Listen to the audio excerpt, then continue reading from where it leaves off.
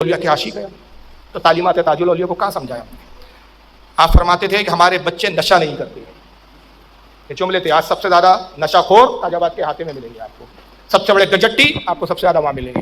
اور یہ تاج الاولیاء کے جملے. تاج الاولیاء صفحہ 266 پر یوسف شاہ تاجی فرماتے ہیں کہ آپ بارہا ہمیشہ کئی بار یہ جملہ فرماتے تھے, کہتے تھے ہمارے بچے نشہ نہیں کرتے. میرے تایا کا خود ایک واقعہ, عبداللہ خان صاحب وصال ہو گیا. سرور بابا کے سرانی ان کی مزار ہے. سرور شاہ تاجی کے بڑے عاشق تھے, بڑے چاہنے والے, ان کی صحبت میں بھی رہے. میرے تایا مجھے خود ایک بتاتے رہے کہ ریلوے میں تھے ہمارے تایا جان عبداللہ خان. پاکستان کا بٹوارا ہوا اتفاق سے, اس وقت ان کی ڈیوٹی لاہور کی طرف تھی. تو گھر کے لوگوں نے کہا بھائی ہم لوگ ادھر, تم ادھر نوکری چھوڑ دو, ادھر آ جاؤ. نوکری ریلوے کی چھوڑ دی صاحب, آیا کپڑے کا بزنس کرنا شروع کیا. تو تایا بتاتے کہ ایک شخص نے میرے سے بہت زیادہ مال خریدا. شادی وادی تھی اس کے یہاں, کئی ہزار کا مال خریدا, ادھار لے کے چلا گیا, پیسوں کے لیے گھما رہا ہے. اب میں اس کے پیچھے پیچھے گھوم رہا ہوں, ملتا نہیں تھا, مل جائے تو ارے دے رہا ہوں نا یار, پرسوں لے لینا, نرسوں لے لینا. پھر کئی مہینے نہ ملے. تو تایا بولتے کہ میرے کو بڑا غصہ آ گیا, اس سے تو پیسے وصول کر کے رہوں گا. ایک دن پتہ چلا, کئی مہینے ہوئے, جب گھر جا رہے تو پتہ چل رہا ہے ہی نہیں صاحب, بہانہ کر دے رہا, گھر پہ نہیں ہے, یہاں نہیں ہے, مل ہی نہیں رہا. تو کسی دوست سے پتہ چلا کہ صاحب ریڈ لائٹ علاقے میں ایک جگہ پڑے رہتے ہیں جناب. یہ ریڈ علاقہ معلوم ہے نا, آدم شاہ چوک کے کو علاقہ, پرانی بستی ہے, طوائفوں کی بستی.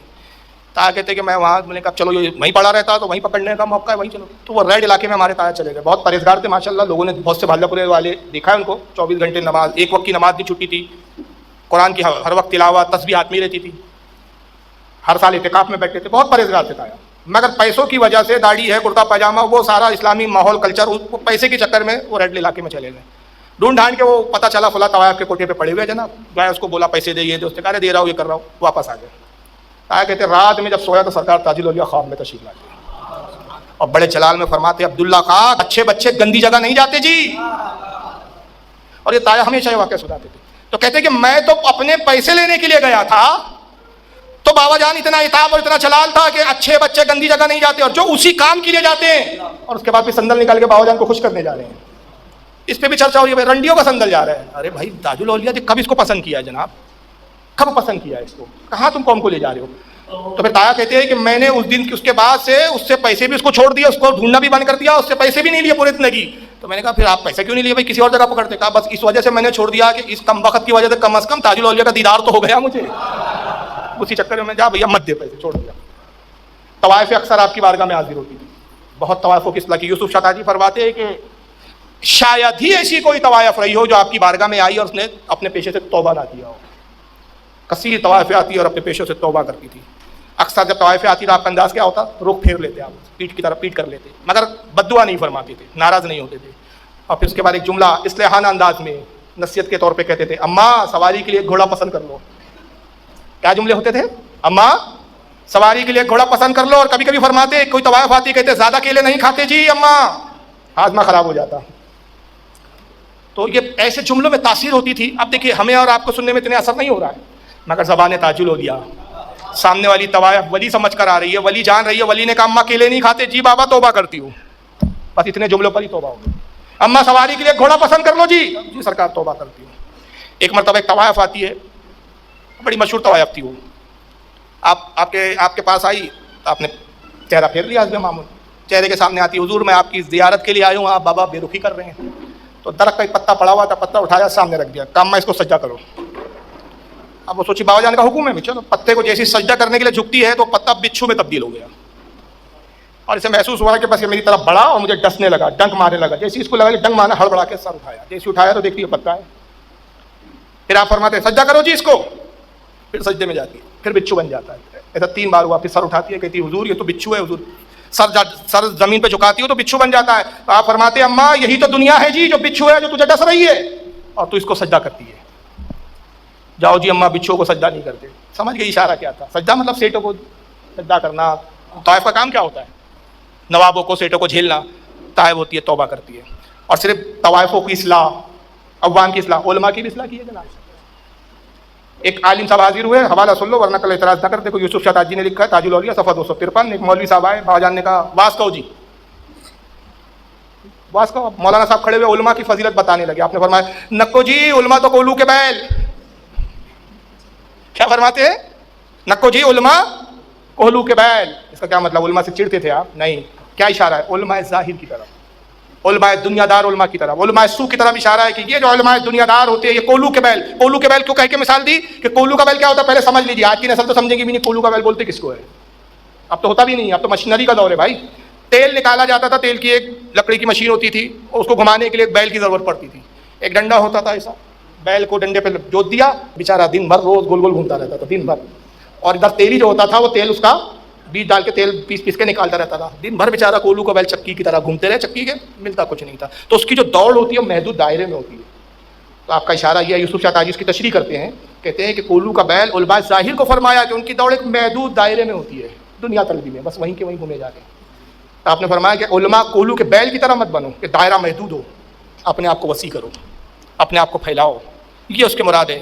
اور مراد یہ کہ کولو کے بیل میں یہ بھی مراد ہے کہ تکبر علماء کولو کا بیل ضدی بھی ہوتا ہے، سامنے جو ہے اس کو بھی ٹھوک دیتا ہے. تو متکبر عالم مت بنو. اور آج کل یہ بھی ایک چل رہا ہے نا فقر. اعلیٰ حضرت فاضل بریلوی فرماتے ہیں کہ بغیر حاجت شرعی اپنے آپ کو عالم کہنا حرام.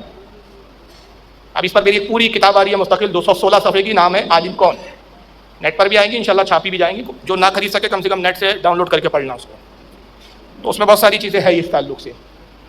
تو اعلیٰ حضرت فاضل بریلوی فرماتے ہیں کہ بغیر ضرورت حاجت شرعی اپنے آپ کو عالم کہنا حرام ہے، جائز نہیں. کیوں؟ وجہ حدیث پاک میں آتا ہے، عبداللہ ابن عمر کہتے ہیں کہ قال رسول اللہ صلی اللہ علیہ وسلم، اللہ کے رسول نے فرمایا من قال انا عالم فهو جاہل.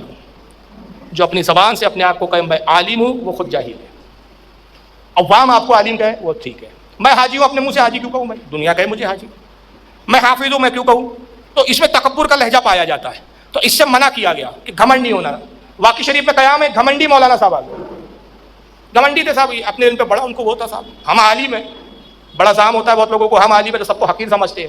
عالم بننے کا مطلب نہیں ہے کہ حقیر. عالم بننے کے بعد تو اخلاق اور بلند ہونا چاہیے. کہ علم تو اخلاق کو بلند کر دیتا ہے، کردار کو اور سنوار دیتا ہے، تکبر اور متکبر نہیں بناتا. جو متکبر ہو جائے سمجھ لیجیے اس کے علم نے اس کو کوئی فائدہ نہیں دیا، اس کا علم اس کے لیے زوال پذیر ہو رہا ہے.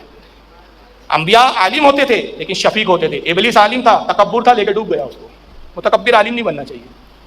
ایک گھمنڈی عالم ہے، واقعی میں آپ کا قیام ہے. سید ضیاء الحق تاجی سرکار تاج الاولیاء کے مریدوں میں سے ہے، ایڈوکیٹ تھے اپنے زمانے کے. یہ واقعہ نقل کرتے ہیں، افکار تاج الاولیاء میں آتا ہے کہ واقعی میں تشریف لائے جناب تاج الاولیاء بیٹھے تھے اور گیا سلام کیا انہوں نے بابا جان کو، السلام علیکم. کچھ مریدوں نے جواب دے دیا، بابا جان خاموش رہے. اب یہاں تو دل دیکھا جاتا تھا جناب، سب کھلا تھا، ظاہر و باہر ایک تھا. تو جواب اس لیے نہیں دیا، سمجھ لیے کہ جناب یہ سلام جو ہے خلوص اور مخلصانہ نہیں ہے، یہ تکبر کے لیے کچھ آئے ہیں، ہمیں سکھانے آئے ہیں، کچھ ہوشیاری بتانے آئے تھے وہ جناب. اور سلام کیا، السلام علیکم، آپ نے جواب نہیں دیا. دوسری بار سلام کیا، السلام علیکم، پھر جواب نہیں دیا آپ نے. تیسری بار پھر زور سے سلام کیا، آپ خاموش بیٹھے ہوئے کچھ نہیں کہہ رہے ہیں. جلال میں آئے کام، آپ کو حیا نہیں آتی؟ بزرگ بنتے ہیں اور فرض کفایہ کا ترک کرتے ہیں. اب اس سے اندازہ لگا دیجیے مولانا صاحب کا انداز کیا تھا.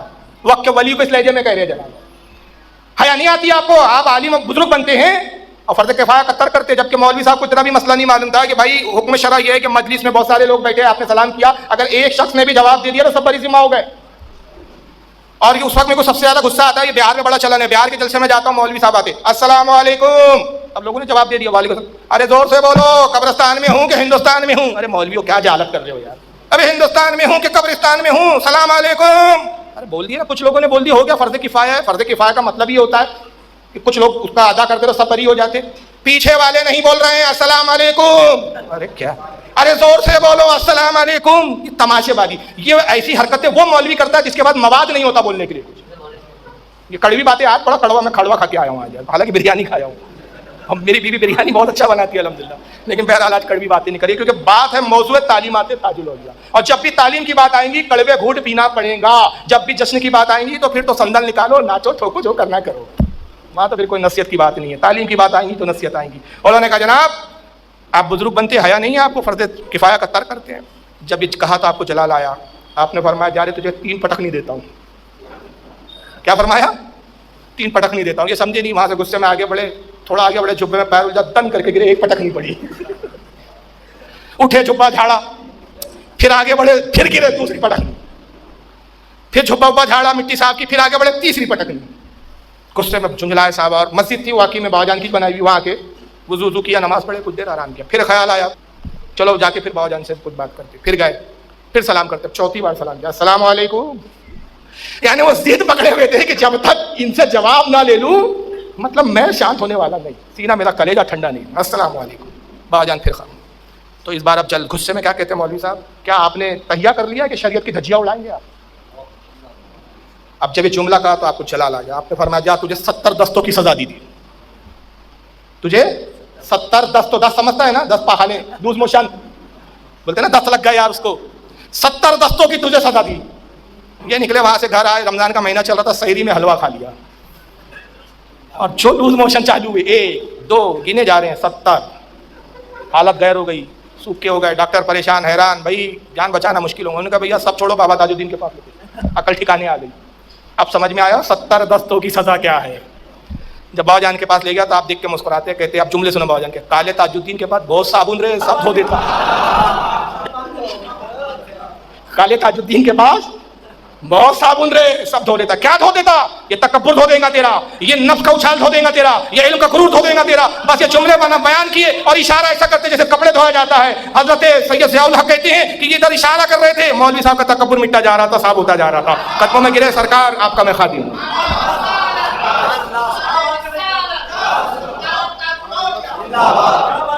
علماء کی بھی اصلاح, تکبر مت کرو بھائی, علم پر غرور مت کرو, جھڑکو مت, دھتکارو مت.